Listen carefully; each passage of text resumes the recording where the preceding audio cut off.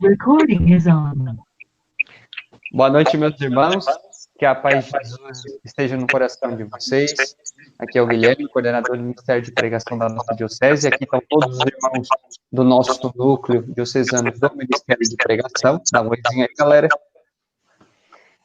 Nós vamos estar começando, então, a nossa segunda aula sobre o estudo da Carta de São Paulo aos Romanos. Convido você já a pegar a sua palavra e um caderninho para você poder anotar tudo aquilo que nós vamos debater. Antes de nós começarmos, vamos iniciar traçando o sinal da nossa fé. Em nome do Pai, do Filho e do Espírito Santo. Amém. Vinde, Espírito Santo, enchei os corações dos vossos fiéis e acendei neles o fogo do vosso amor. Enviai, Senhor, o vosso Espírito, e tudo vos será criado, e renovareis a face da terra. Oremos. Ó Deus, que instruístes os corações dos vossos fiéis com a luz do Espírito Santo, fazei que apreciemos retamente todas as coisas, segundo o mesmo Espírito, e gozemos sempre da sua consolação. Por Cristo, Senhor nosso. Amém. Pedimos também a intercessão da Mãe Maria, que ela possa estar intercedendo sobre este momento. Ave Maria, cheia de graça, o Senhor é convosco. Bendita sois vós entre as mulheres, e bendito é o fruto do vosso ventre, Jesus. Santa Maria, Mãe de Deus, rogai por nós, pecadores, agora e na hora de nossa morte. Amém. Glória ao Pai, ao Filho e ao Espírito Santo, como era no princípio, agora e sempre. Amém. Meus irmãos, então, nossa segunda aula com relação ao estudo do Ministério de Pregação, retomando um pouquinho aquilo que a gente viu na aula anterior, né? Passamos pelo capítulo 1, onde São Paulo fazia a saudação desse desejo de ele querer ir a Roma. O capítulo 2, o juízo de Deus. Falava também, capítulo 3, um pouquinho sobre a fidelidade do Senhor para com os seus. E agora nós vamos adentrar no capítulo 4, onde nós viraremos capítulo 4, 5, 6 e 7 nessa aula. Nós vamos deixar bem aberto aqui para vocês, tá, meus irmãos, algo bem claro. Isso aqui é um estudo, né, sobre a Carta de São Paulo aos Romanos, não é algo de eu acho, nem algo que talvez eu entenda, mas é aquilo que a palavra de Deus traz. Então, a gente sempre é muito objetivo naquilo que a gente vai falar. Se você pegar a sua palavra agora, capítulo 4, ele vai trazer para nós, né, a questão da fé de Abraão, da fé desse homem que de princípio não era judeu, mas que através da sua conversão, do seu encontro com Cristo, Jesus desperta essa fé nele. Esse Abraão, esse homem de fé, esse homem que teve uma adesão por Deus. Né? Se você pegar a sua Bíblia, eu estou com a tradução da Ave Maria, ali no versículo 13, ele diz assim, né? Com efeito, não foi em virtude da lei que a promessa de herdar o mundo foi feita a Abraão ou a sua posteridade, mas em virtude da justiça da fé. Versículo 16. Logo, é pela fé que alguém se torna herdeiro, portanto, gratuitamente. E a promessa é assegurada a toda a posteridade de Abraão, não somente aos que procedem da lei, mas também aos que possuem a fé de Abraão, que é o pai de todos. Versículo 17c diz assim: o Deus que dá vida aos mortos e chama a existências as coisas que estão do nada. Olha isso que lindo, né, meus irmãos? Essa reverência que Paulo traz para nós sobre Abraão, esse homem de fé, esse homem que depositou toda a sua confiança no Senhor. Aonde Paulo escreve nesses pequenos versos, né? Que a lei não é só para Abraão, mas a lei é por toda a sua descendência, do mesmo momento nós que somos cristãos, católicos, a nossa fé são para todos, não é só para nós. Mas essa fé ela se estende de um âmbito ecumênico para que seja depositado no coração de todos os irmãos. Como a palavra diz, Deus dá vida àqueles que estavam mortos na fé, e chama à existência as coisas que estão no nada. É como se a graça de Deus despertasse no coração do fiel essa fé, algo que é intrínseco, né? É algo que vem de dentro para fora. Eu queria saber também um pouquinho dos meus irmãos sobre o capítulo 4, o que eles poderiam estar colaborando. Fiquem à vontade, meus irmãos.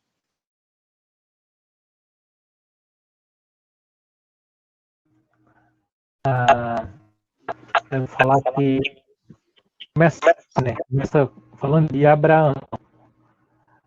Abraão é o exemplo de fé, porque Abraão foi até a última consequência, ele matar o seu único filho, que já teve na velhice, sem dó e sem piedade. Mesmo com o coração apertado, ele estava levando o filho dele para a morte porque Deus quis.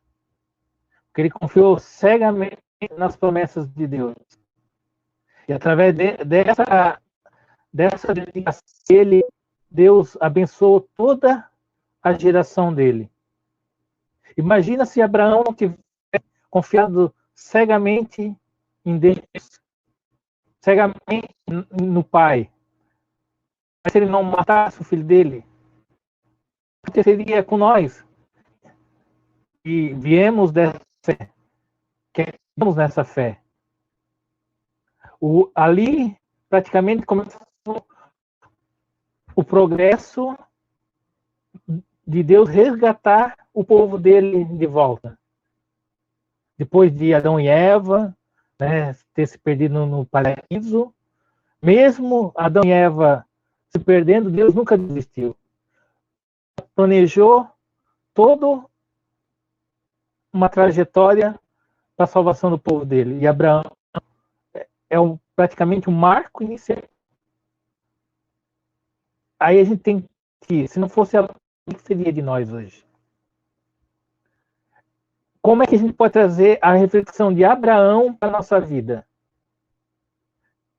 Qual é o Isaac que a gente não está deixando Deus tirar da nossa vida? Que a gente está achando que é impossível matar? Eu acho que é uma reflexão, começa aqui.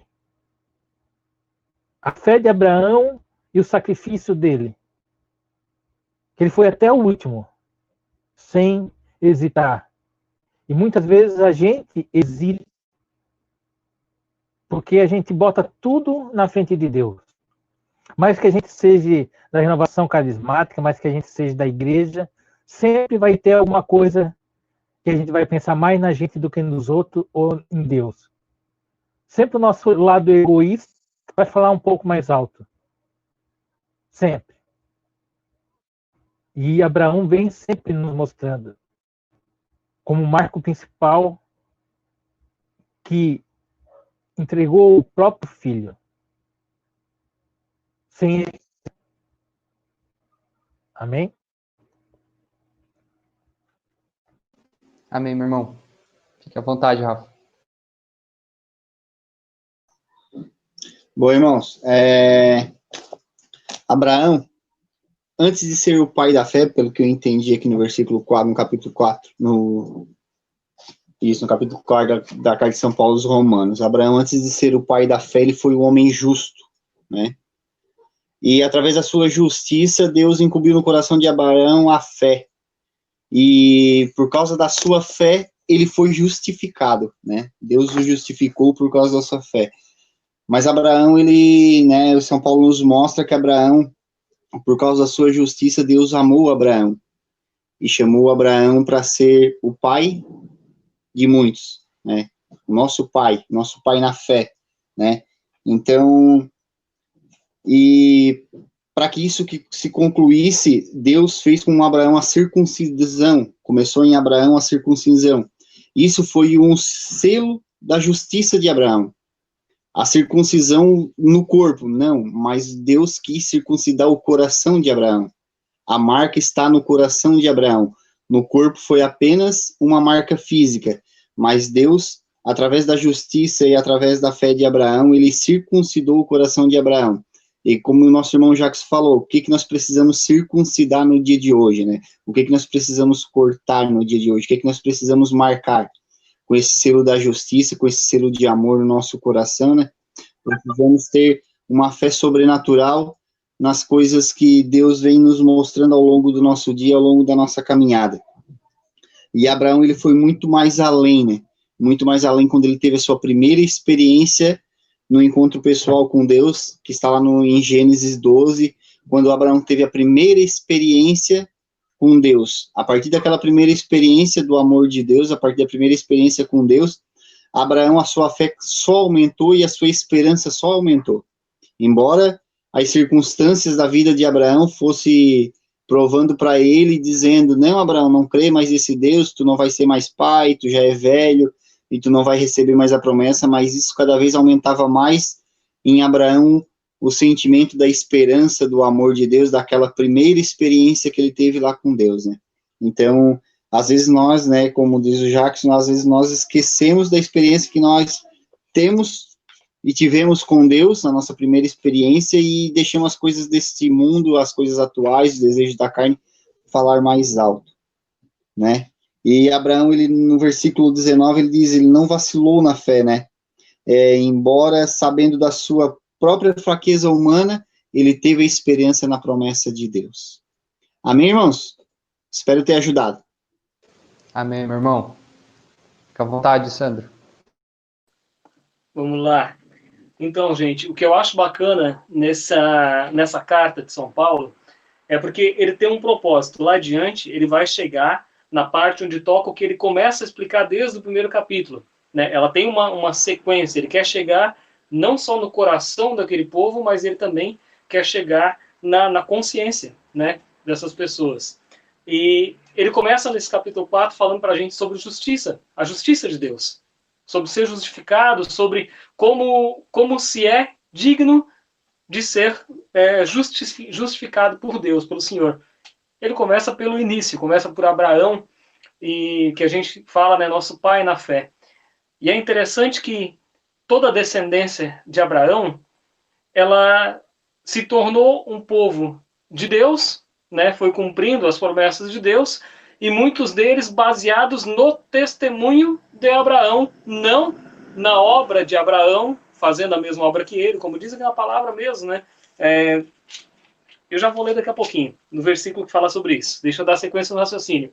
Porque, assim como a gente vive nos dias de hoje, muitas vezes a gente não tem um encontro pessoal com Deus, mas a gente crê nele, a gente tem fé, porque a gente vê a obra dele nos irmãos, vê a obra dele na igreja, vê a obra dele nas outras pessoas, e nós acreditamos, vamos dizer assim, esperando chegar a nossa vez. Paulo escreve aos Romanos falando um pouco sobre isso. Na figura de Abraão, ele vai dizer ali, ó, cadê aqui? Aqui. Ora, o salário não é gratificação, mas uma dívida ao trabalhador. Ele falando sobre a questão da justiça de Deus para com Abraão. Abraão se colocou à disposição do Senhor. Abraão se entregou totalmente ao Senhor. Deus não tinha só uma dívida com ele. Deus tinha um selo, como o Rafa muito bem falou, a respeito da circuncisão que veio depois, né? Um propósito, e Paulo lá adiante vai quebrar isso de novo. Mas na figura de Abraão, nosso pai na fé, ele mostra para todo mundo que Deus existe, que Deus tem poder, que Deus é fiel, que Deus não falha, e ele coloca no nosso coração, acredite assim como eu acreditei, acredite, viva esse Deus assim como eu vivo, faça tudo o que ele pede, faça como ele vai vos pedir, vai vos orientar, e aguarde no tempo dele. Basicamente é isso. Tem bastante coisa nesse capítulo 4, mas eu acho que a gente não precisa ficar muito aqui, porque vai ficar mais gostoso agora adiante. Quando Paulo começa a trabalhar, então, o que é a justiça? Né? Aqui ele fala, a justiça é, se você é obediente a Deus, Deus vai estar sempre, ele sempre está ao nosso favor, mas Deus vai estar sempre atento, porque nós vamos estar sempre ligados a ele. Então, Gui, não vou me estender no capítulo 4. Vamos adiante, que adiante tem um monte de coisa legal. Amém, meu irmão. Jean, quer completar, meu irmão? Opa. Então, né, baseando aqui no versículo 4,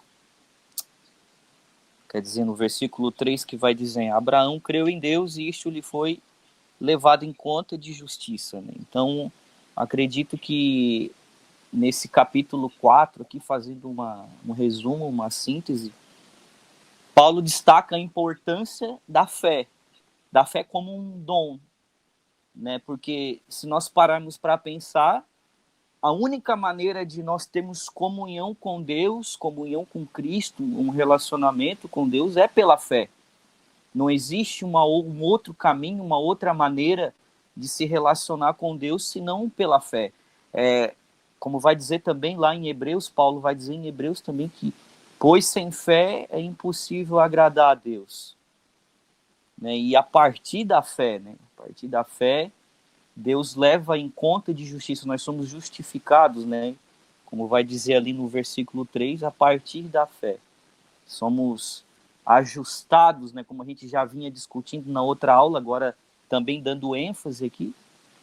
Nós somos ajustados, somos configurados em Cristo a partir da fé, né? E aqui, nesse capítulo 4, vai falar muito do testemunho de Abraão, né? Que Paulo exalta aqui não as obras segundo a carne, mas as obras segundo a fé, né? O testemunho pela fé.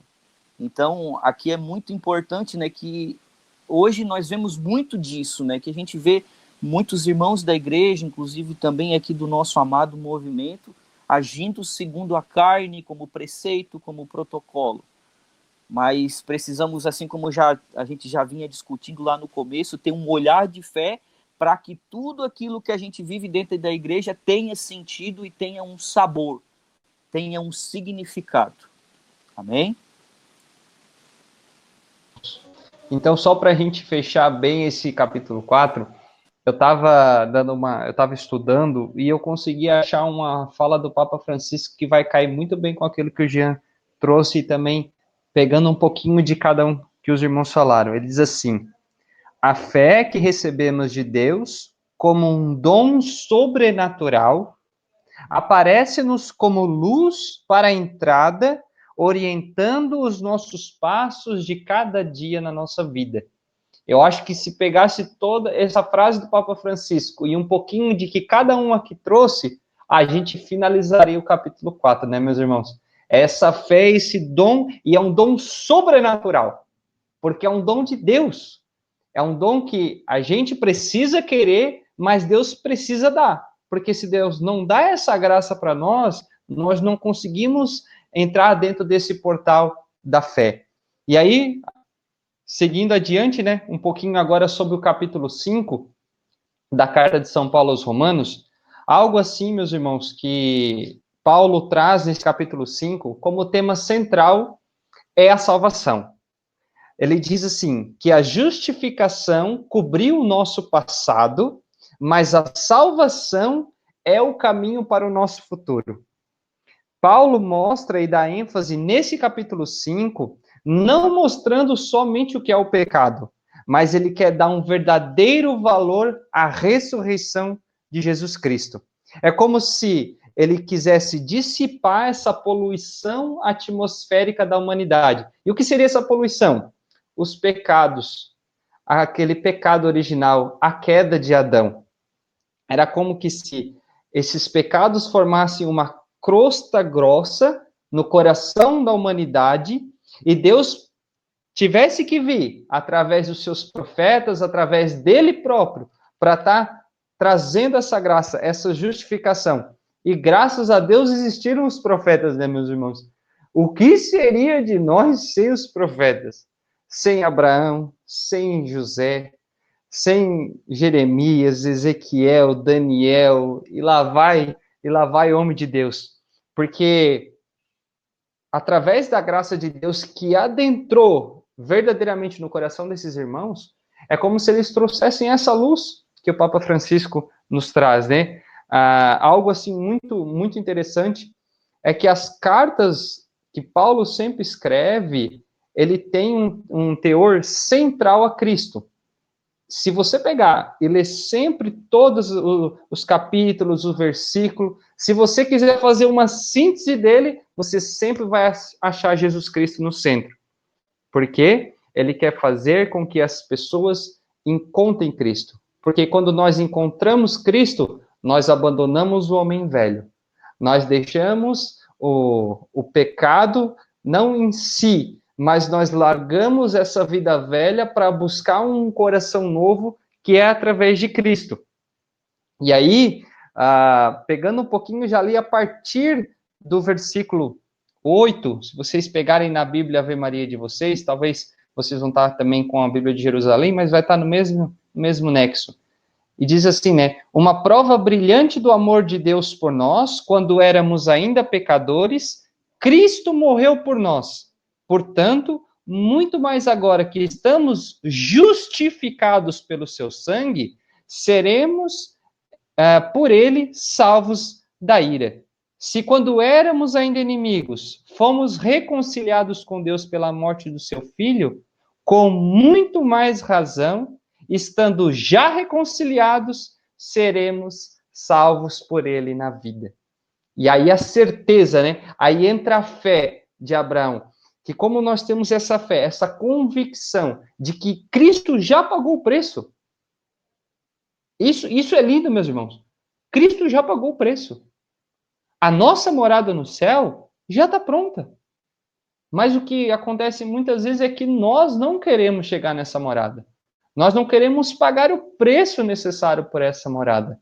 E aí precisava vir um filho de Deus para morrer por nós, para que a gente conseguisse acesso ao céu. Uma pequena metáfora para vocês, para que a gente entenda verdadeiramente, vamos fazer assim, né? Vamos pegar duas pessoas, o João, que não é o jubileu, mas o João, uma pessoa, e uma segunda pessoa, que seria, vamos dizer assim, Isaac.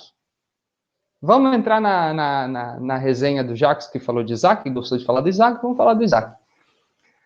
O que acontece se o João bater no Isaac? Se ele ir lá e der um soco na cara do Isaac?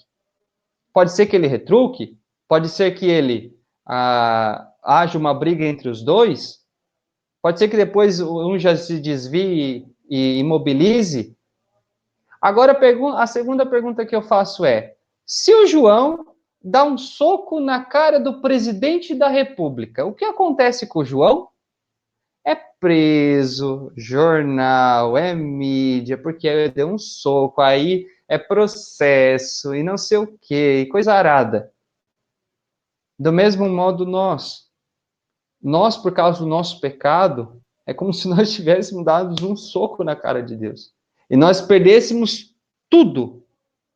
E aí precisou vir um advogado, que é Jesus Cristo, para morrer por nós, para que nós pudéssemos ter acesso ao céu. E isso é lindo. Quando Paulo traz isso, ele traz sempre Cristo como figura central. Amém, meus irmãos? Que vocês continuem aí completando esse capítulo. Amém. É o último versículo ali, né, Gui? Ainda mais nós nos glorificamos em Deus por nosso Senhor Jesus Cristo, por quem desde agora temos recebido a reconciliação. Eu sempre fico muito feliz, muito contente quando Deus lembra no meu coração uma coisa, de que tudo que a gente faz hoje, em nome de Jesus, tudo que a gente vive, tudo que a gente prega, é algo para encontrar de volta o caminho para o paraíso. A gente, toda a proposta de Paulo, a evangelização que Jesus propôs, que pediu para que todos evangelizassem, é justamente para que cada filho de Deus encontre de volta o caminho para o coração de Deus, encontre de volta o caminho para dentro do paraíso. E é muito interessante na sequência, nesse capítulo 5, aonde ele traz realmente a figura de Adão, né? Falando sobre que pelo pecado de um só homem, toda a humanidade herdou aquele pecado na carne.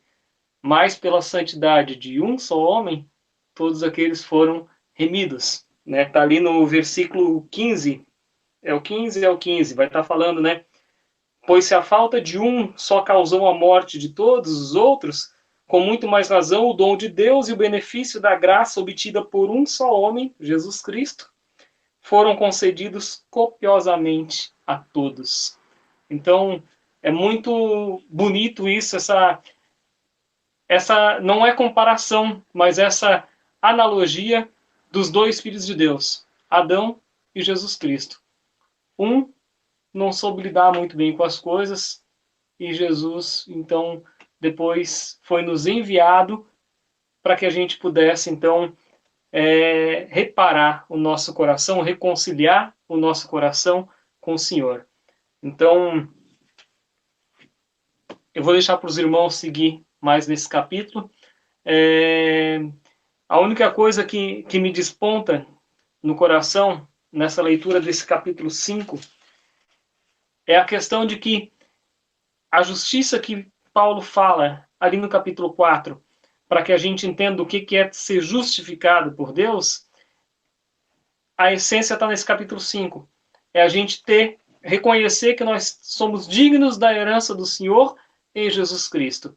Dignos de tudo aquilo que o Senhor tem para nós. Essa é a justiça de Deus na nossa vida. Não é ser cobrado, mas é bem usufruir daquilo que Deus nos concede. Amém? Amém, meu irmão. Fique à vontade, quem quiser mais concluir. Então, capítulo 5 aqui, ele é muito rico, né? Mas eu aqui, refletindo a partir aqui desse capítulo, né, me vem muito assim a trajetória, né, do cristão a partir de um encontro pessoal com Cristo, né? E inclusive aqui nós somos testemunhas, né? Quando nós temos aquele primeiro contato, aquela primeira experiência com o amor de Deus, nós podemos dizer que naquele momento nós sentimos o dom da fé. Naquele momento nós começamos de fato a crer em Deus. Deus é real, que Deus me ama, e a partir dali eu começo um relacionamento com Deus. E a partir desse relacionamento entra, né, toda a questão da justiça, justificação, que também é sinônimo, né, de conversão. E é muito interessante que aqui no capítulo 5, lá no início, vai falar, né, do Espírito Santo como um dom de amor de Deus. E aqui é interessante pensar que a missão do Espírito é justamente nos configurar, nos ajudar a converter, a nos santificar para quê? Como vai dizer aqui também no capítulo 5, para a salvação. Né? Porque nós não pertencemos a este mundo, nós pertencemos à pátria celeste, nós pertencemos ao céu. Tudo o que a gente vive aqui é para o motivo, é para que nós um dia possamos habitar junto a Deus pelos séculos dos séculos. Ou seja, isso é a salvação. A missão de Cristo, nos salvar, nos reconciliar com o Pai. E aqui foi muito bem colocado ali pelo Guilherme, né, toda aquela interpretação ali de como funciona a salvação. Mas é tudo gira, tudo é para a nossa salvação, para que um dia nós possamos habitar junto a Deus. Amém? Amém, meu irmão. Rafa? Bom, irmãos, que graça, né? É como diz o Jean, é muito rico esse capítulo. Mas, assim, o que mais me chama a atenção, né? Que o primeiro homem, Adão, o primeiro filho, né? Deus projetou, né? Deus fez, o sonho de Deus ter a sua imagem e semelhança. Deus vinha, Deus conversava com Adão. E Adão, por um só homem, como diz a palavra, como diz São Paulo, entrou a morte, né? Através de Adão, pela desobediência de Adão, entrou a morte, né? A gente já sabe a lei. Mas por Cristo, né? Entrou a salvação. E a fé de Abraão, aí Paulo fala da fé de Abraão no capítulo 4, né? E nós só temos essa fé por causa de Jesus Cristo, que morreu na cruz por nós, para nos reconciliar novamente com Deus, e por Cristo nós tivemos e temos acesso a esta justificação, né? É como o Gui falou, né? Quando a gente nasce, a gente já nasce faltando algo. Que algo é esse dentro do nosso coração? É o desejo de estar novamente no paraíso, né? Essa falta que tem no ser humano é a falta de estar perto de Deus, perto do paraíso, perto do Senhor, conversando, caminhando na brisa da tarde com Deus, né? E ao longo, né, da nossa história, da nossa vida, a gente vai se afastando e vai se aproximando e vai se afastando, mas Paulo, ele deixa muito claro que é através de Cristo, né, que nós podemos novamente entrar no paraíso. É só através de Cristo que nós podemos entrar no paraíso. E aí me chamou a atenção também no versículo 17, né, que se pelo pecado de um só homem reinou a morte, por esse único homem, muito mais aquele que receberam em abundância da graça, o dom da justiça, reinarão na vida por um só, que é Jesus Cristo. Então, é só através de Jesus Cristo, é através desse encontro pessoal com Jesus Cristo, é que nós possamos novamente, né, voltar para o paraíso, né? E ao longo dessa nossa vida, ao longo da nossa caminhada, né, a gente vai correndo, a gente vai sofrendo, a gente vai se afastando, mas a gente sempre está em busca do paraíso, né? É algo que, se a gente for refletir do nosso dia a dia, né? Tu começa numa empresa, tu quer o quê? O melhor cargo, estar no paraíso. Tu quer começar um empreendimento, tu quer o quê? Prosperidade, tu quer um paraíso. Então, tu vai entrar num relacionamento, né, os irmãos que estão namorando e começando a vida aí, né, matrimonial, né, tio Sandro, o que ele quer no casamento? O paraíso, né? Então, o ser humano, ele está em busca do paraíso, né? E esse paraíso a gente só vai encontrar através de Jesus Cristo. Amém, irmãos? É isso que Paulo, como diz o Gui, né? Paulo é cristocêntrico.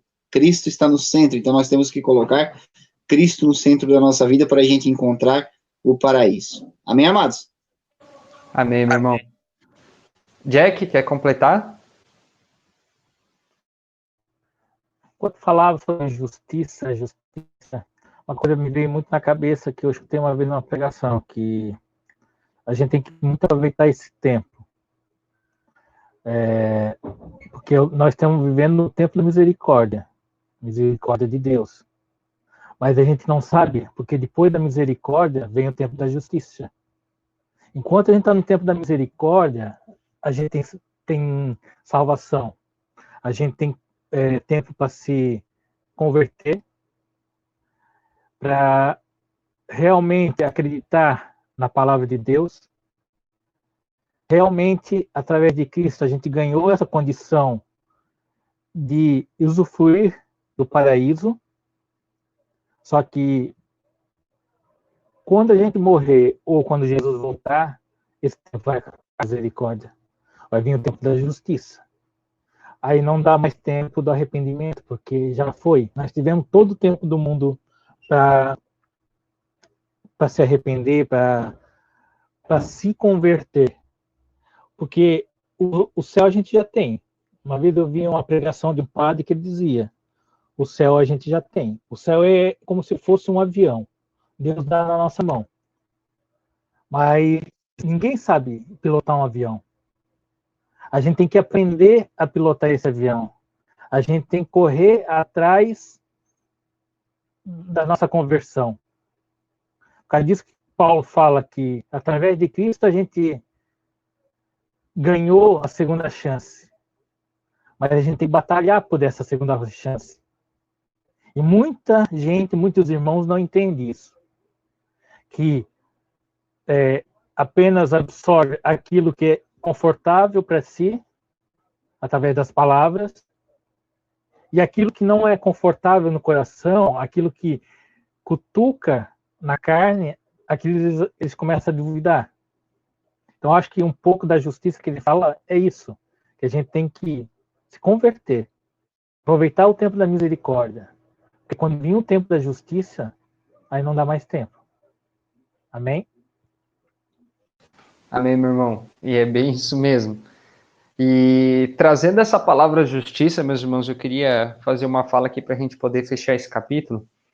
Paulo, quando escrevia, ele fazia algumas restrições aos judeus, porque eles eram muito apegados às leis, às tradições, eles eram muito rigorosos, sabe? E para eles, o judeu, ele era o único herdeiro da salvação. Só que não era assim. Paulo queria abrir o coração e também a mente deles, né? De uma forma que, mostrando que a salvação é para todos aqueles que creem no Senhor. É como se Paulo pegasse todos os conceitos tradicionais e reelaborasse, enriquecesse, aprofundasse, sabe? É como se Paulo escrevesse essa carta aos Romanos, mas com espírito ecumênico, sabe? De unir os irmãos. E algo assim que me chamou a atenção, que o Evangelho de Jesus é a força operativa de Deus, que pela fé reúne todos os povos e nações numa nova humanidade, reconciliados com Deus. Aí aquilo que Paulo chama da autêntica fraternidade cristã. A autêntica fraternidade cristã, as pessoas que caminham na fé. As pessoas que, aí trazendo aquilo que vocês falaram em relação a Adão e Jesus Cristo. É como se Paulo pegasse esses dois personagens e fizesse um paralelo comparativo, em que Adão fosse a figura da desobediência e Jesus Cristo fosse a figura da obediência. Não que ele quer ressaltar o pecado de Adão. Paulo escreve para que falasse um pouco do pecado, mas Paulo quer realmente enaltecer, crescer, dar uma centralidade na eficácia de Cristo crucificado, porque foi através dele que nós conseguimos esse lugar no céu. Foi através da cruz de Jesus que nós somos salvos. Não foi por causa de uma pregação. Isso também nos envolve o nosso coração. Mas a certeza do céu, essa centralidade que Paulo dá, foi e sempre será por causa de Cristo crucificado. Se não fosse a crucificação de Jesus Cristo, seria de nós, meus irmãos. Se Jesus não viesse à Terra, como o Jack traz, que justiça que nós ia ter? E aí? Botaria nós contra a parede? Porque nós perderíamos o paraíso, como trazia o Rafa. Nós perderíamos essa graça que é o paraíso. Mas Jesus Cristo quer trazer isso para a gente. Então, não sei se mais algum de vocês quer complementar alguma fala, meus irmãos, senão eu vou adiante ao capítulo 6. Se alguém de vocês quiser, Beck? Só uma coisinha, quando tu falou ali, os judeus eram muito rigorosos na lei, né? E achavam que só eles tinham salvação. Às vezes a gente, como cristão católico, também acha que só a gente tem a salvação. E a gente cai na nossa própria vaidade de saber um pouco mais da palavra, achar que conhece um pouco mais de Deus. E muitas vezes uma senhorinha aí do Legião de Maria, que só reza o texto todo dia, é mais pura que a gente. Porque é livre de vaidade, é uma pessoa bem mais simples. Isso que muitas vezes nós cristãos, nós católicos, nós carismáticos temos que cuidar. Que a gente peca pela nossa própria vaidade. Isso é uma coisa que a gente tem que cuidar muito, como Paulo pegava no pé dos judeus, acho que ele transfere isso para nós, como cristão também. Amém, meus irmãos. Mais alguém quer complementar alguma coisa, meus queridos? Senão eu vou adiante ao capítulo 6. Tranquilo? Alguém quer falar alguma coisa? Então vamos para o capítulo 6, né? Trazendo eu vou dar uma ênfase um pouquinho maior na minha fala a partir do versículo 12. Eu acredito que vocês vão estar falando também dos outros versículos, mas Deus trazia muito no meu coração esse trecho, né? Ali a partir do versículo 12, que diz assim: não reine, pois, o pecado em vosso corpo mortal, de modo que obedeçais a seus apetites, nem ofereçais os vossos membros ao pecado, como instrumentos do mal. Oferecei-vos a Deus, como vivos, salvos da morte, para que os vossos membros sejam instrumentos de bem a seu serviço. O pecado já não vos dominará, porque agora não estáis mais sobre a lei, mas sobre a graça de Deus. E aí, olha que massa isso que Paulo escreve. Então, havemos de pecar pelo fato de não estarmos sobre a lei, mas sobre a graça? Paulo já diz, de modo algum. Não sabeis que quando vos ofereceis a alguém para lhes obedecer, sois escravos daquele a quem obedeceis? Quer seja do pecado para a morte, quer da obediência para a justiça? Graças a Deus, porém, que depois de ter sido os escravos do pecado, obedecestes de coração. Essa é a palavra assim que Deus grava muito no meu coração. Obedecestes de coração a regra da doutrina na qual tendes sido instruídos, e libertados do pecado, vos tornaste servos da justiça. Isso me rasgou o coração, meus irmãos. Eu, particularmente, porque eu já havia passado, né, já havia lido essa passagem, mas quando eu vi essa pequena palavra, obedecestes de coração, era como que se a graça de Deus, vindo do nosso coração, nos convencesse no amor. Sabe, era como, não é uma questão de Jesus patrão e nós funcionários. Não é uma questão de rei e escravo, rei camponês, sabe? Não é uma monarquia, mas era como que se um Deus que nos ama infinitamente nos convence, e aí, aquilo que Jeremias traz, né? O seduziste-me, mas o seduziste-me, se a gente olhar no original, é no sentido de persuasão, de que você me enganou de tal forma que eu não pude mais sair por uma tangente, sabe? E isso é lindo, que nós obedecemos a lei, mas obedecemos a lei de coração, não é uma obrigatoriedade, sabe? Quando nas pregações, às vezes as pessoas falam com o intuito de obrigação, não pega, porque a pessoa ela não vai ser salvo no medo, ela é salvo no amor, porque é somente no amor que a pessoa fica na palavra. A gente deve, sim, sempre pregar as coisas erradas, como diz São Paulo aos Efésios, né? Não tenhais cumplicidade com as obras infrutíferas da terra. Pelo contrário, condenai-as abertamente. Mas trazer para o povo esse olhar do obedecer de coração. Porque quando nós obedecemos de coração, a obra é grande. Daí nós nos tornamos servos da justiça. Amém, meus irmãos? Amém. Como diz a palavra, né, versículo 21 e 22, uma síntese dele, o fruto do pecado é a morte, e o fruto da obediência, a santidade. Então, eu acho muito bacana que Paulo, em toda essa carta aos Romanos, ele primeiro traz, lá nos primeiros capítulos, 1, 2, 3, ele traz a realidade do que a gente é, das nossas fragilidades, dos nossos medos, e dá uns puxão de orelha, às vezes, no povo também. Ele traz a consciência de que todos somos pecadores. Aí, no capítulo 4 em diante, ele começa a dar uma maciada no tipo, peraí, mas tem uma salvação, existe um caminho, e ele sempre com Jesus, como o Gui colocou muito bem, no centro de toda a fala dele, né? E agora, nesse capítulo 6, ele vem com tudo com Jesus para aqueles que, para nós, para o nosso coração e para aqueles para quem ele escrevia. Eu acho muito bonito nessa passagem, nesse capítulo, a realidade que ele traz para nós de que se nós morremos com Cristo na cruz, se nós formos crucificados com Jesus, e a gente para então e faz uma análise, né? Mas Jesus morreu por quê mesmo? Pelos pecados do mundo, não foi?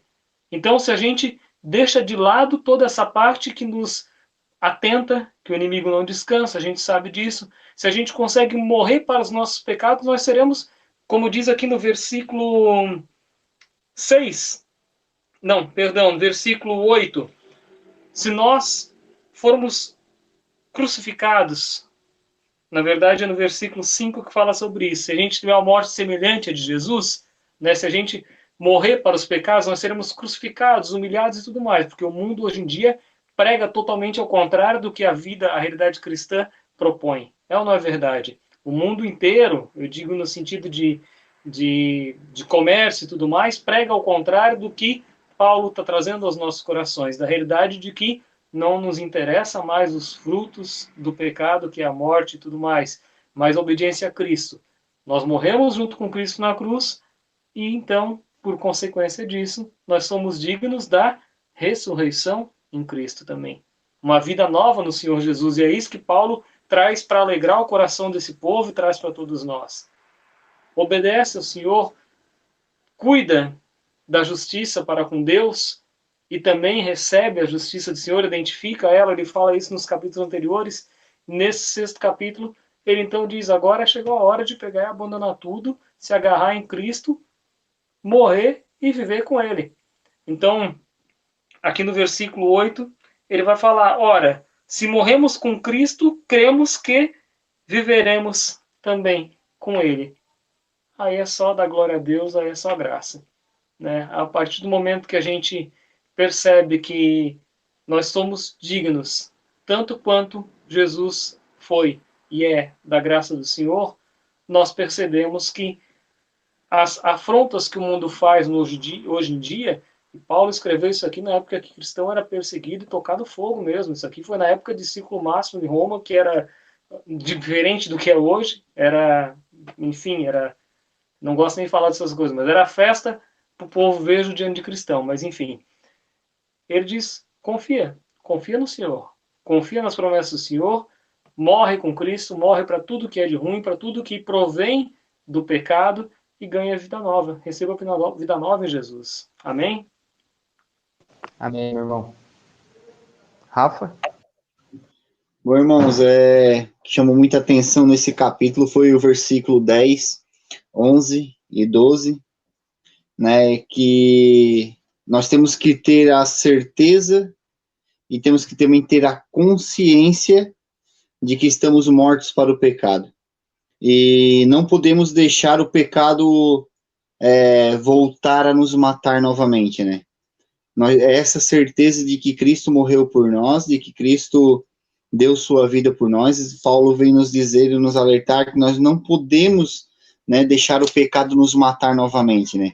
A partir da primeira experiência do amor de Deus, né, a partir da experiência que a gente tem com Deus, é como o Gui falou, né, nosso coração, ele arde, né, pelo Senhor, ele arde por amor ao Senhor. E a obediência, ela não é uma coisa pesada para nós, é uma coisa que é alegre quando a gente obedece os mandamentos, a lei, né?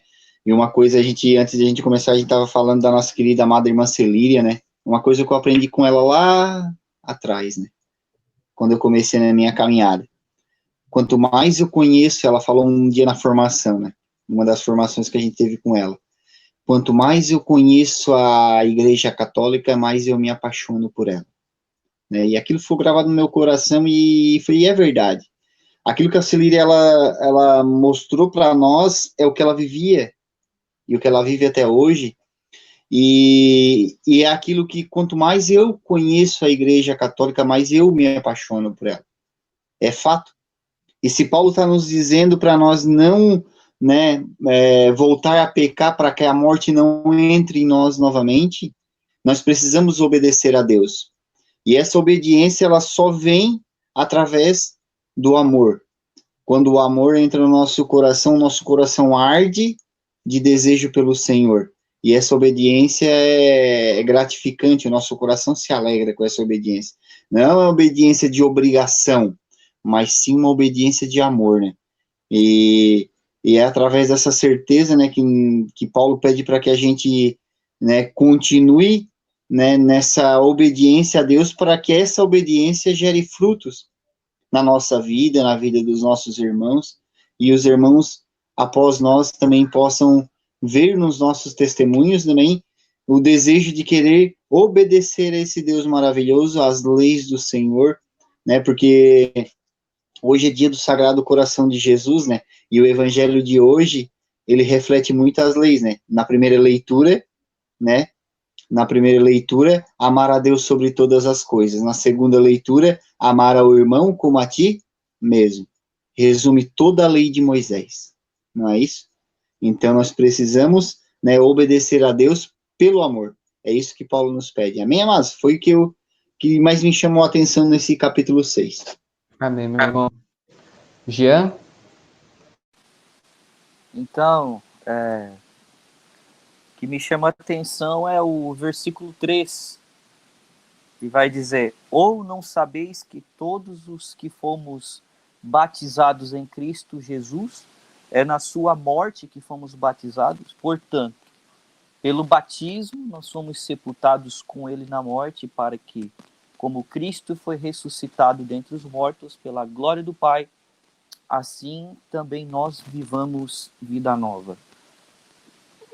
E é interessante pensar, né, que o batismo sacramental, né, nós recebemos o Espírito Santo, é infundido em nós o Espírito Santo, né? E aqui vai dizer também no versículo 5, porque se tornamos uma só coisa com ele. Ou seja, quando nós recebemos o Espírito Santo no batismo sacramental, Cristo habita em nós. Ou seja, a gente diz, né, Cristo está comigo, Cristo está sobre mim. Mas é interessante que pelo batismo Cristo está em mim. E aí se percebe esse mistério que vai muito além do que está comigo ou está sobre mim. Ele está em mim. Nós nos tornamos uma só coisa em Cristo, para que, sendo uma só coisa com Ele, na nossa vida aqui na Terra também nós precisamos repetir os passos de Cristo, caminhar para o Calvário, morrer com Ele, para que a gente possa ressuscitar com Ele para a glória eterna. Sabe, é interessante que repetindo esses passos é que nós vivemos essa vida nova que fala aqui na palavra de Deus, irmãos. Então, olha só como é rico isso. Saber que Cristo está em mim é muito rico. Ele está em mim. Até São Paulo vai dizer também que já não sou eu que vivo, mas é Cristo que vive em mim. Amém? Amém, meu irmão. Jack, quer completar alguma coisa? Quer concluir? A única coisa que eu vi assim foi ali no versículo 19. Vou me servir da linguagem corrente entre os homens por causa da fraqueza da vossa carne, pois como pusestes os vossos membros a servir a impureza e do mal para cometer a iniquidade, assim pode agora os vossos membros a serviço da justiça para chegar à santidade. Como a gente usava o nosso corpo para o pecado, não sei como é realmente a vida de vocês no passado, mas a minha era puro pecado, turbinado ao extremo vezes mil, né, que eu fazia de tudo na vida. Hoje, Cristo me convida, através do meu testemunho, mostrar às pessoas que, sim, através da conversão tem a salvação, através do Espírito Santo tem como chegar lá, tem como mudar nossas atitudes, tem como ter outra visão do mundo e mostrar para o mundo que ele está errado, que Cristo é a salvação. Através de Cristo nós vamos chegar lá. Temos que morrer para as coisas ruins do nosso passado, preservar as coisas boas, que é a nossa tradição, a nossa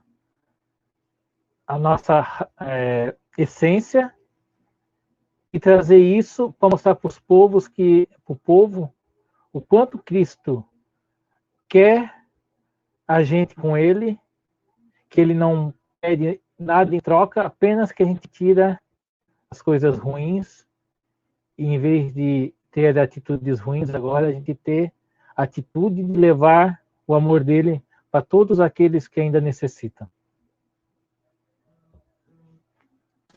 Amém, meu irmão. Eu queria só fazer um paralelo com aquilo que o Jack falou, usando esse versículo, sabe, versículo 19. Pois puseste os vossos membros a serviço da impureza e do mal, para cometerdes a iniquidade, assim pondes agora os vossos membros a serviço da justiça, para nós chegarmos a ser santos.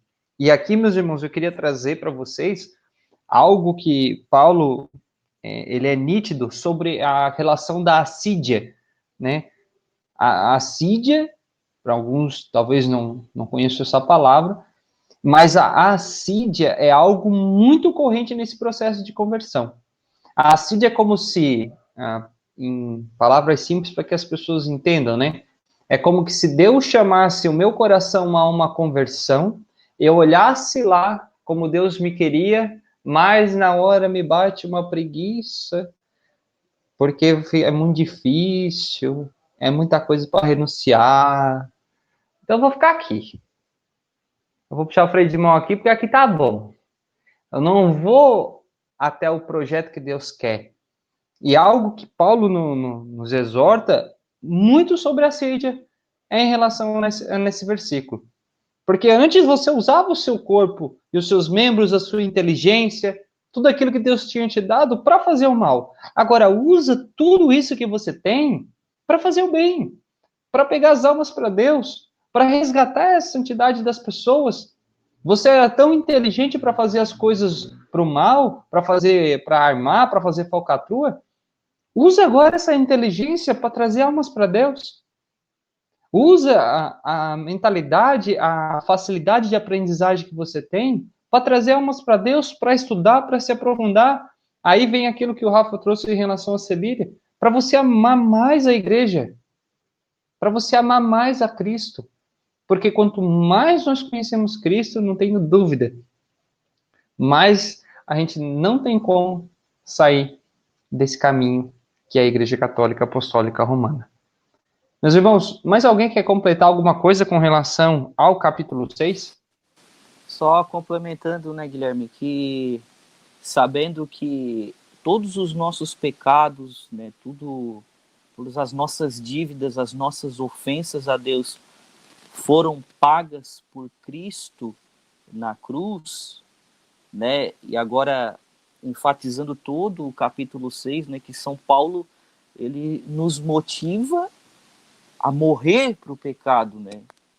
Ou seja, morrer para tudo aquilo que nos aparta, que nos separa de Deus, né? Então acho que São Paulo quer dizer isso para nós, né? Que nós precisamos, de fato, como tu falou, renunciar ao nosso próprio projeto para viver o projeto de Deus, né? Viver essa vida nova, né? Para que a gente alcance a salvação prometida por Deus para cada um de nós, né? Então é difícil, né? E até isso é um convite de Deus, não é uma imposição, né? Nós precisamos morrer para aquilo que nos separa de Deus para ser uma só coisa com Cristo, né? E ter a nossa vida eterna ao lado dele. Amém? Amém, meu irmão. Mas alguém quer complementar alguma coisa com relação ao capítulo 6? Sandro, Rafa, Jack? Não? Tranquilo? Então a gente vai agora, meus irmãos, para o nosso último capítulo dessa nossa aula, no capítulo 7, né, dessa carta de São Paulo aos Romanos. E eu queria trazer para vocês um versículo, que é o versículo 11, que diz assim: porque o pecado, aproveitando da ocasião do mandamento, seduziu-me, e por ele me levou à morte. Por conseguinte, a lei é santa, e o mandamento é santo, é justo, é bom. A lei é como se fosse a pedagogia de Deus para nós. Nós, se pegássemos o nosso mundo hoje, né, século 21, nós pegássemos o nosso mundo e fizemos assim, ó, as leis acabou. Não tem mais lei. Não tem mais Constituição Federal, não tem mais nada. Você não tem que pagar suas contas, não tem lei. Vive como você quiser. O que seria do nosso mundo? O caos. A gente teve uma reportagem há um tempo atrás, não sei se vocês vão se recordar, nos telejornais, de um estado, eu não vou dizer aqui o nome, que a segurança pública, a polícia militar, entrou em greve. E aí, a segurança lá, acabou. Deixava as pessoas fazer o que quisessem. O que aconteceu? Vandalismo, violência, morte, roubo, furto, mortes, invasão a estabelecimento privado. tantas desordens por causa de um órgão, um braço, vamos dizer assim. Agora, vocês se imaginam um mundo sem leis, um mundo sem normas. Do mesmo jeito, Jesus Cristo, olhando para a nossa humanidade, teve que estralar lá no coraçãozinho de Abraão para trazer os mandamentos. Do mesmo jeito, quando Deus olhou para a nossa humanidade, ele viu, olha, eu quero trazer eles para perto de mim, mas assim, sem mandamento não vai dar, não. Olha o que esses varão e essas varoas fazem. Então, o olhar de amor de Jesus Cristo por nós, quando nós olhamos os mandamentos, a gente vê ali uma proposta de amor. Eu não tenho dúvida disso, meus irmãos, que os mandamentos de Jesus Cristo são uma proposta de amor para nós. Porque quando nós caminhamos retamente com aquilo que são os mandamentos, é como que se o coração de Deus batesse aqui dentro. E aí nós trazemos aquilo que Paulo escreveu aos Gálatas, né? Vivo, mas não sou eu. É Cristo que vive em mim. É o coração de Deus que bate aqui dentro. Eu não tenho mais condições de fazer algo diferente daquilo que Cristo faz. Por isso, essa unidade que Paulo quer trazer de nós com Cristo, né? Aí a salvação, que nós somos salvos por Jesus Cristo. E a partir dele que nós entraremos no céu. E aí, se vocês pegarem também o versículo 18, ele diz assim, né? Eu sei o que habita em mim, isto é, na minha carne, não habita o bem. Porque o querer o bem, ele está em mim, mas não sou capaz de efetuá-lo. Não faço o bem que queria, mas acabo fazendo o mal que não quero. Ora, se faço o que eu não quero, já não sou eu que faço, mas o pecado que habita em mim. É a partir do projeto de Deus que Deus chama o homem a realizá-lo, mesmo com dificuldades, que ele está sujeito às suas forças, às suas precariedades, às suas tendências, mas aí Deus dá um remedinho, algo que faz de nós pessoas do céu, que é a graça de Deus. A ação sobrenatural da graça faz de nós pessoas do céu. Os santos, eles foram santos porque eles estavam sobre a ação sobrenatural da graça. Senão, como é que esses caras faziam tudo aquilo lá? Como é que eles tinham consciência de amar, de fazer aquelas obras lindas? Isso não estou nem falando de milagres. Eu estou falando do coração deles. De um coração que desejava, ansiava em estar na presença de Cristo. Amém, meus irmãos? Quem quiser completar? Amém. Agora eu vou eu primeiro. Então, né, o capítulo 7, acredito que ele se resume muito já nesses versículos que tu acabou de colocar. Mas aqui, analisando todo esse capítulo, me vem muito, né?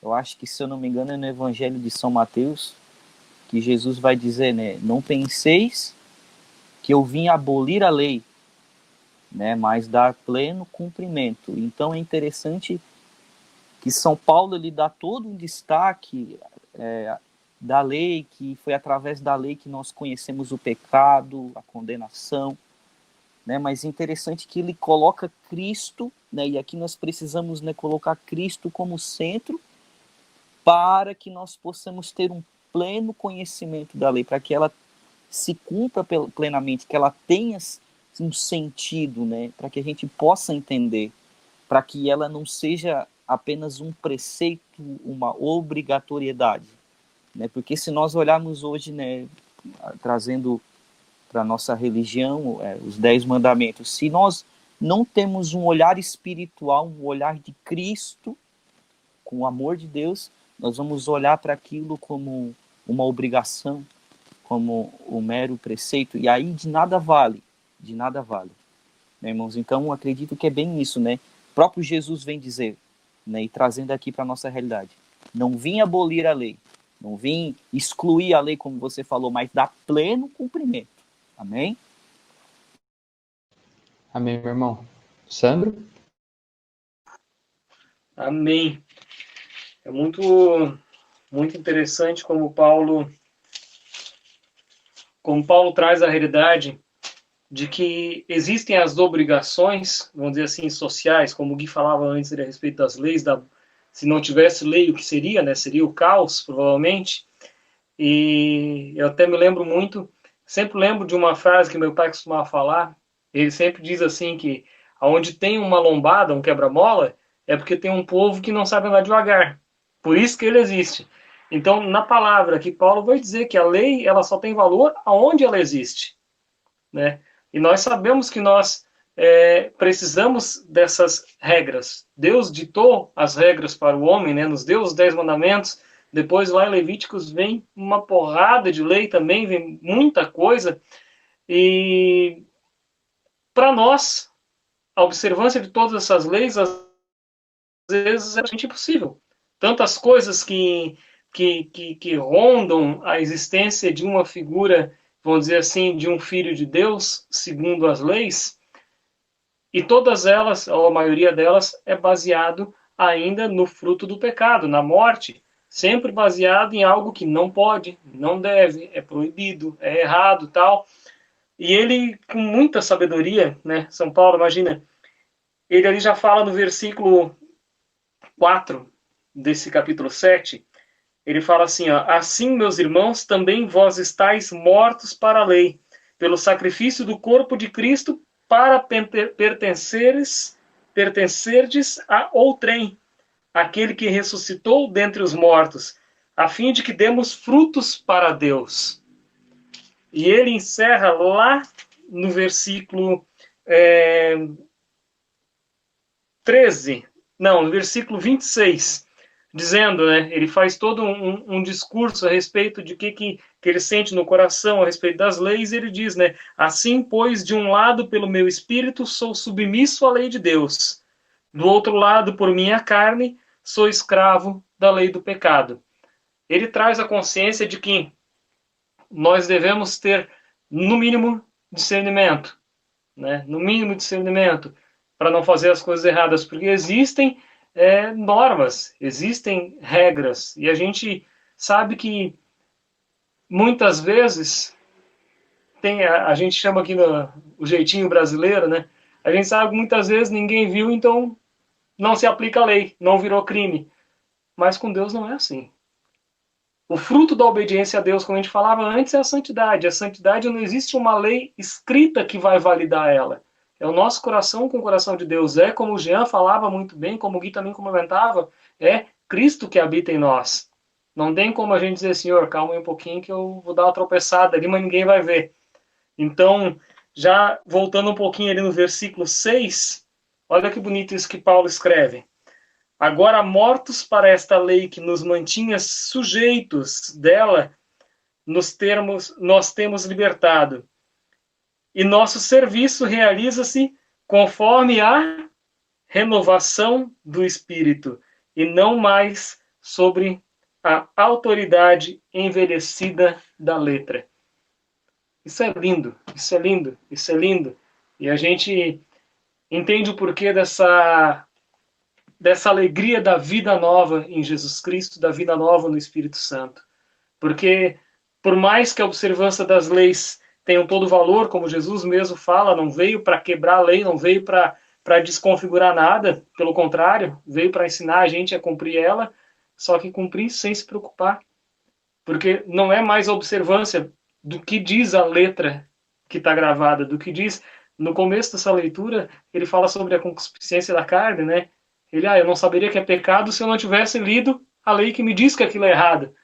Mas, mano, quando a gente, vou usar de novo a frase, a expressão que vocês usaram, quando a gente não vive mais, e é Cristo que vive em nós, o Espírito Santo explica tudo. E aí é joelho dobrado, aí é oração, aí é louvor ao Senhor, e a gente tem certeza da gratidão do Senhor por a gente estar entregue a Ele. A gente tem certeza da retidão dos nossos atos, por mais que nós fôssemos feitos da carne, sujeito às leis e obrigações previstas por conta do pecado da nossa carne, mas nós temos a salvação em Jesus, nós temos essa vida nova, esse olhar novo do coração de Deus. Amém? Amém, meu irmão. Fala. Jack? Seguinte, ele agora estava falando de leis. Eu tenho que pensar que hoje nós temos o Espírito Santo para nos dar o discernimento do que é o certo, do que é errado. Na época de Cristo, mesmo com todas as leis, o povo judeu, os líderes lá, acho que é a palavra, pegaram as leis e distorceram a favor deles, né? De não sei quantas leis, fizeram mais Os fariseus. milhões de leis, os fariseus. Mas, pro dia de hoje, a gente tem que pensar que nem tudo que está na lei, nem tudo que é permitido é moral. A lei hoje me permite, se eu quiser vender a minha alma para o diabo, eu posso vender. Mas eu, como cristão, como tendo o Espírito Santo dentro de mim, isso é moral? A lei permite eu ter relação sexual com várias mulheres. Mas isso, não, como eu, como cristão, não é moral. Por isso que Cristo vem em nós, através do Espírito Santo, para nos dar o discernimento para o que é certo, o que é errado. O que é cristão, o que não é. Porque a lei, muitas vezes, é boa. Mas tem muita lei que não é moral. Amém? Rafa?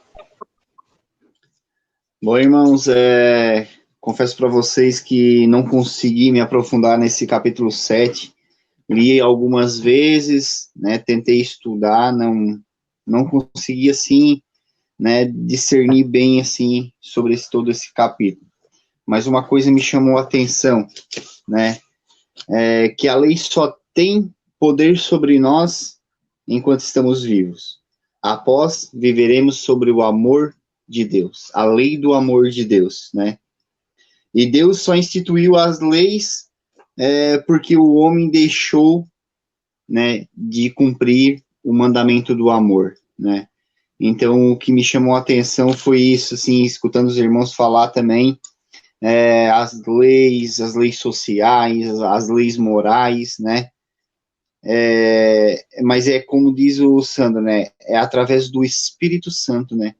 Que entra em nós, através da nossa experiência do amor de Deus, através da nossa experiência com Cristo, através do das nossas experiências que a gente tem com Cristo na igreja, né, na história dos santos, é que as leis, né, sociais, as leis do mundo, vão se cumprindo a nossa vida. Por quê? Porque primeira coisa que a gente faz quando a gente tem essa experiência com Deus entra no nosso coração o temor a Deus.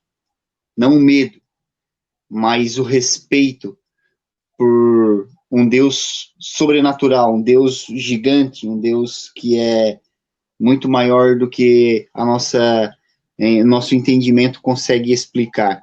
E esse temor faz com que o nosso coração comece a julgar nós mesmos, as nossas atitudes, né, os nossos pecados, né, as certezas, né, daquilo que a gente tem feito de errado, né. Eu sou, para quem não me conhece, eu sou operador de máquinas, né, trabalho há 19 anos com máquinas pesadas, e quando começou o meu processo de conversão, eu tinha em casa algumas ferramentas que quando os mecânicos iam mexer nas máquinas, eles esqueciam. Eu não roubava, mas eles esqueciam e depois eu não entregava para eles, eu trazia para casa. E um belo dia, eu mexendo na minha moto, eu olhei para uma chave daquela, Jesus olhou no meu coração, tocou no meu coração e disse: é justo? É teu? Embora eu não tenha roubado, eu volto a dizer, mas o mecânico esqueceu na máquina algumas ferramentas, né, uma chave de fenda, né, uma chave de catraca. Aquelas ferramentas tocaram no meu coração. E o que é justo para ti, Rafael? O que é lei? dos homens, o que é lei do coração, né? Então, acho que Paulo ele vem nos alertar sobre o pecado que a gente faz, aquilo que a gente comete de errado na vida, né? Na nossa vida, o que não está agradando a Deus, né? Aí vem o temor a Deus, o amor que a gente tem por um Deus que é muito maior, né? Que faz essa experiência do amor com nós, faz com que a gente faça aquele exame de consciência, né? Como o Jacques falou, a vida velha vai ficando para trás e uma vida nova vai ressurgindo na nossa história e tu vai começando a ter a consciência, isso agrada a Deus? Isso não agrada a Deus, né? E isso vai fazendo com que as leis vai se tornando em uma única lei, né? Como Jesus diz, eu não vim para abolir, mas para que ela se cumpra. E Jesus, quando aquele irmão chegou para Jesus, qual é um dos maiores mandamentos? Ouve, Israel, amarás o Senhor teu Deus de todo o teu coração, de todo o entendimento, de toda a tua alma, e ao teu irmão como a ti mesmo. Essas duas leis, né, não abolem, não extinguem as outras leis, mas elas se cumprem na exatidão. Desculpa por eu não ter conseguido me aprofundar nesse capítulo 7, poderia ter, né, trazido mais alguma coisa para contribuir, mas é o que Deus tocou no meu coração nesse momento, escutando os irmãos partilharem. Amém, amados? Amém, meu irmão. Que bonito, meu irmão. Que bonito esse teu testemunho, para a gente conseguir fechar com chave de ouro esse nosso estudo. Deus seja louvado por aquilo que ele falou no teu coração, Rafa. Meus irmãos, mais alguém queria complementar para a gente poder finalizar a nossa aula? Alguém quer fazer alguma consideração, alguma coisa? Eu quero só complementar que isso me vinha ao coração já desde lá do começo do nosso estudo, mas eu achei prudente colocar agora no final que toda essa nossa aula de hoje tratou muito sobre a fé, sobre a justificação, sobre a salvação, sobre leis, né? E a gente percebe que na nossa sociedade muitas pessoas acham que eu creio em Deus, mas não preciso ir na igreja. Eu não preciso pertencer a uma denominação ou uma religião. Mas é interessante pensar que a nossa fé, ela cresce, ela tem uma capacidade de crescer. E a gente entende hoje que é pela igreja, a igreja oferece todos os recursos, né, todos os subsídios para que a gente cresça na fé e conheça ainda mais Cristo, né, pelos sacramentos, né, por tudo aquilo que a igreja oferece, né.